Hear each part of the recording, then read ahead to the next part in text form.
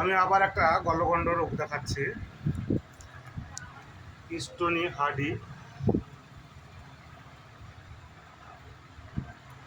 কতদিন হলো আপনার এটা? 6 বছর হবে, হ্যাঁ? 6-7 বছর হবে হিসাবে। কিভাবে হয়েছিল আপনি জানেন? ঠান্ডা লেগে হলো, নিয়ে নি খাচ্ছিলাম, শ্বাসকষ্ট হতো।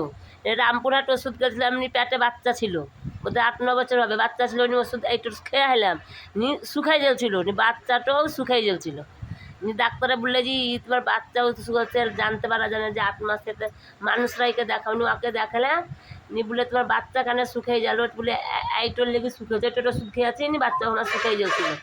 বলছি, তুমি মরা টরা মানুষের স্বপ্ন দেখো? না, মরা দেখতে যাই না, খুব অল্প ঘরে। শীতের সময় শীত খুব, গরমের সময় গরম খুব। হাঁটু মাজা কিছু ব্যথা করে? না, আমার প্রবলেম খালি এইটাই ধরে, তাছাড়া শরীরে প্রবলেম আমার কিছু নেই।